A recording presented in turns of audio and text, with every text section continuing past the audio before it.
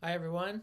I hope you all are doing well. I'm looking forward to meeting you in a week or so as we gather together at headquarters. It's been a while, I think, since 2000 and maybe the fall of 2019 since I've been to Orlando and taught a class at headquarters. So I'm looking forward to being with you all in person instead of on Zoom for our class together. I wanted to send out a quick video just to give you an idea of maybe you have a question or haven't heard of the word Precis. You looked it up on Google, whatever. I wanted to give you kind of an idea of what I'm looking for as you write your Precis on this book, Bonhoeffer's Black Jesus. If you haven't picked that up, you probably should pick it up. You can get it quickly on Kindle. You can get it a little more slowly through Baylor Press or Amazon. This is a good friend of mine, Reggie Williams, who wrote this book. We did our PhDs together at Fuller Theological Seminary, and now he teaches at McCormick Theological Seminary in Chicago. So this is a very profound book. It changed Bonhoeffer scholarship. Reggie and I had some conversations, which I'll tell you more about, that kind of catalyzed into this book. So it's really fun to be a part of the process, and I think it's a really important book for us to think about, to write a précis on, those kinds of things. That's why I assign it. So here's what I'm looking for. When you write a précis, the assignment is no more than 3 pages, so you can't go over 3 pages. You don't need a title page. And you don't need a bibliography because you're just doing a strict summary of this book. So that's what I'm looking for. What I'm looking for is your understanding of the argument of the book. So you have to be judicial in choosing what you think is the main thesis and the main supporting ideas behind that thesis, and focusing on those things because you only have a limited amount of space and a limited amount of time to write your précis. So you have to be judicial about those things. What I'm not looking for is I'm not looking for a critique. I'm not looking for an analysis. I'm not looking for any value judgments on the book. The idea behind this assignment is that you understand the author's argument in such a way that if you are in class with Reggie, you would, and you would read your précis, he would say, yeah, you understand the book. You get the idea of what I was trying to communicate when I wrote this book. So that's what I'm looking for. So what I'm not looking for is in this excellent book or in this heretical book or anything like that. Those are value judgments that you're making about the book, and so I don't want to see any of those. I'd like to see very specific, very concise, and summaries of what the main argument is in the book and how he supports that. So you don't have to have something from every chapter. You just have to choose wisely what you're going to include in the précis as you write it.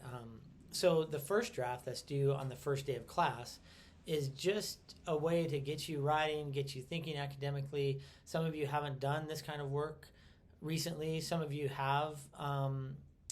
So it's just a way to kind of get the process started. I have a TA. His name is Chris Lawson. He's on staff with Crew City in Boston. He used to be the director at Harvard University, and he's going to help with the class, help with the grading, especially the précis. And he's done this several times for me. We work together really well. And so he's going to give you feedback on your rough draft so that when you turn your final draft in a few days after class is over, then you have an idea of what we're looking for, and it's a fairly polished final product. And so, and you'll get a letter grade on the final project. You won't get a letter grade on the rough draft. It just is a pass-fail for that assignment on whether you turned it in on time or not.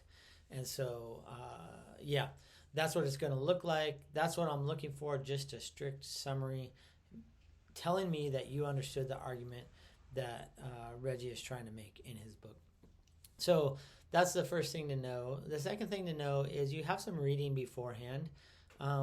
If you have to choose to finish your précis choose to read Bonhoeffer's Black Jesus. You can always catch up. I have a little bit of wiggle room at the end of class, and then I have a little bit of wiggle room as you're kind of finishing up your final project in order for you to like catch up on some reading and those kinds of things. So please don't worry about that. But you do the more reading that you do before class, I think the better class will be, because it's a very condensed, shortened version and intensive version of a class that I teach for Fuller Theological Seminary, a class that I might teach over the course of a quarter, and so, or a semester. So yeah, it goes at a pretty rapid pace, and so the more reading that you can do beforehand, the better context you have for the conversation that we'll have during class. I think those are the main things. Like, I'll explain kind of what the daily quizzes look like. It's not going to be, please don't worry about those. What they are basically are, have you finished the reading from the night before? And when I assign reading the night before, you can always read that in advance. It's all available on the syllabus, and it's all available in Canvas, which I'll get to in a minute. So you can read all of that in advance, but the night before, I'd like you to fill out your quiz, which is basically how much of the reading did you complete. And then I'd like you to write a journal reflection either on that reading or on the content of the previous day's coursework, lectures, small groups discussion, readings, etc., etc. And so it's a pretty simple, the journal reflections are just basically those aren't summaries of the content. They are just actually how you're interacting with the content. I'm thinking more about this. I like this. I have a few quibbles with this. Those kinds of things. So that's what the kind of daily rhythm while we're in class together. We'll be going in class from 9:30 to 11:30. We'll start right on time, and we'll end right on time. Sorry, 9:30 to 11:30. We'll break 11:30 to 1 for lunch, and then we'll go from 1 to 3. So we'll start each session on time. We'll end each session on time, and then people can hang around and talk, ask questions as they want to. It's a pretty cool room, I guess. I saw a little video of it. So yeah, we'll enjoy being together. I know you all are at Lake Hart, but I'll enjoy being with you all. I also have a lot of friends there, so looking forward to visiting some folks that I haven't seen for a while. Okay, I think that's all for now. Thank you for those people who gave some pickleball recommendations. I really appreciate it.